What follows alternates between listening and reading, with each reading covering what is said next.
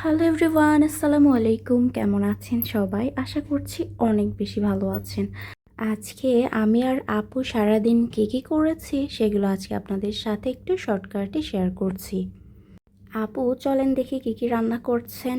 আপু দুপুরের জন্য এই যে কাচকি মাছ দিয়ে পুঁই শাক দিয়ে একসাথে চচ্চড়ি করবেন। এটা যে কি মজা লাগে আমার কাছে।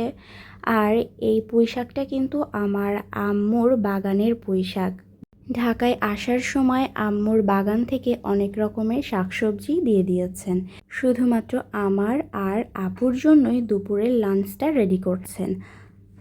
আর আমার দুলাভাই তো অফিসেই আছেন, অফিসেই কিন্তু লাঞ্চটা সেরে নেবেন। আমার দুলাভাই বিশাল ব্যস্ত একজন মানুষ। ব্যস্ততার কারণে আমার দুলাভাই তো একদম ধরাছোঁয়ার বাহিরেই বলা যেতে পারে, অনেক বেশি ব্যস্ত থাকেন। এদিক থেকে আপু লাউ শাকটা ভর্তা করে নিচ্ছেন, সাথে ছিল ডিম বয়েল। আমার কাছে যে কোনো ভর্তার সাথে ডিম বয়েল খেতে অনেক বেশি ভালো লাগে। তো এই তো আপুর শখের গাছগুলো আপনাদের সাথে একটু শেয়ার করে দিলাম। বৃষ্টির কারণে গাছগুলো একদম তরতাজা হয়ে গিয়েছে। বিকালবেলা আমি আর আপু একটু বের হয়েছিলাম ঘোরাঘুরির পাশাপাশি। এই যে আপু নার্সারিতে এসেছিলেন আপুর শখের গাছ কেনার জন্য। আপু যে এত বেশি গাছপালা পছন্দ করেন, একের পর এক গাছ কিনতেই থাকেন আর ঘর সাজান। আপু ঘর সাজাতে বেশ পছন্দ করেন।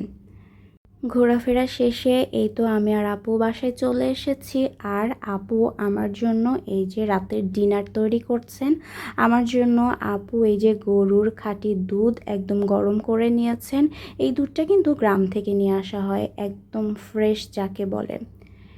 তো রাতে আমার জন্য ছিল 1 গ্লাস দুধ, আর আমার আর আপুর পছন্দের ছিল পাস্তা। এই ছিল আমার রাতের ডিনার। সবাই ভালো থাকবেন, আল্লাহ হাফিজ।